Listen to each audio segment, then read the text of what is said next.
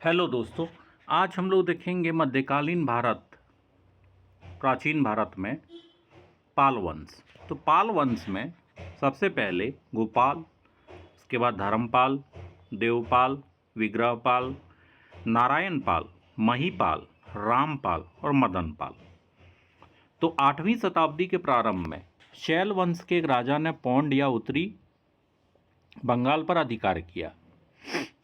कश्मीर के नरेश लीलादिल्य मुक्तापिड और कन्नौज नरेश यशोवर्मन ने भी बंगाल पर आक्रमण किया।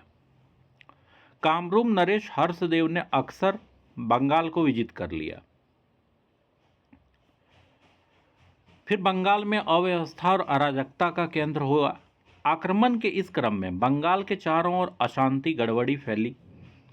फिर इससे उबकर सारे सरदारों और जनता ने मिलकर गोपाल नामक एक व्यक्ति को अपना राजा चुना। गोपाल को संपूर्ण बंगाल का शासक स्वीकार कर लिया गया। गोपाल 750 से 770 ईस्वी में पाल साम्राज्य की स्थापना गोपाल ने की। तिब्बती लामा और इतिहासकार तारक नाथ के अनुसार गोपाल ने ओदंतपुरी में एक मठ का निर्माण करवाया और एक विश्वविद्यालय भी बनाया। 8वीं सदी में बंगाल में जो आंतरिक अव्यवस्था फैली हुई थी उसे मत्स्य न्याय कहा जाता था। इसके बाद धर्मपाल ने 770 में गोपाल के बाद शासन किया। धर्मपाल की महत्वपूर्ण सफलता कन्नौज के शासक इंद्रायुध को पराजित कर चक्रायुध को अपने संरक्षण में कन्नौज में गद्दी में बिठाना था।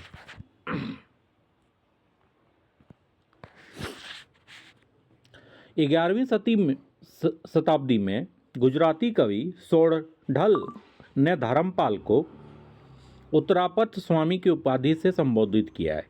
धर्मपाल एक उत्साही बौद्ध समर्थक था और उसके लेखों में परम सौगात कहा गया है। उसने विक्रमशिला और सोमपुरी में प्रसिद्ध विहारों की स्थापना की।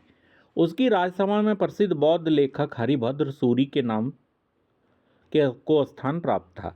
धर्मपाल ने ही विक्रमशिला विश्वविद्यालय की स्थापना भागलपुर बिहार में की और नालंदा विश्वविद्यालय का पुनरुद्धार कराया। उसने नालंदा विश्वविद्यालय के व्यय की पूर्ति के लिए 200 गांवों के राजस्व को दान में दे दिया था। धर्मपाल को राष्ट्रकूट राजा ध्रुव से पराजित होना पड़ा। इससे पहले ध्रुव प्रतिहार राज को भी पराजित कर चुका था। इसके बाद देवपाल ने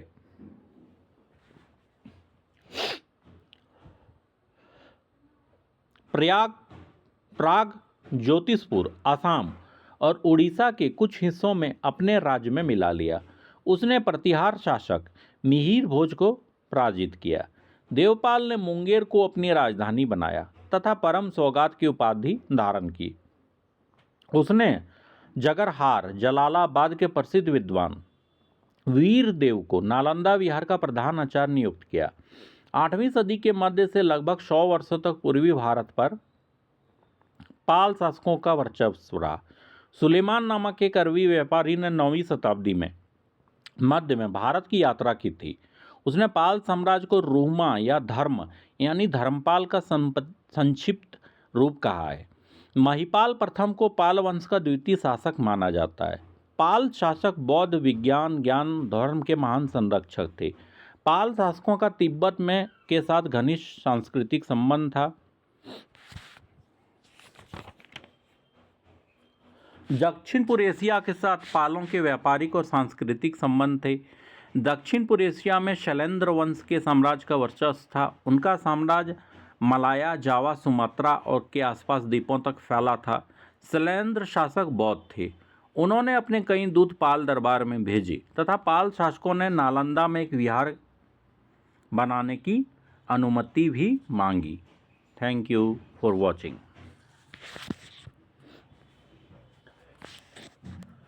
इसके बाद आप थोड़ा सा ये भी देख सकते हैं कि गौड़ी रीति नामक साहित्यिक विद्या का विकास पाल शासकों के समय में हुआ।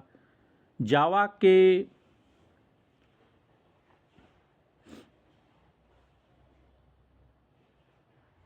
तो यहाँ पे आप देख सकते हैं विक्रमशिला यूनिवर्सिटी पाल वंश का सबसे महान शासक धर्मपाल ने बनवाया था। Thank you for watching.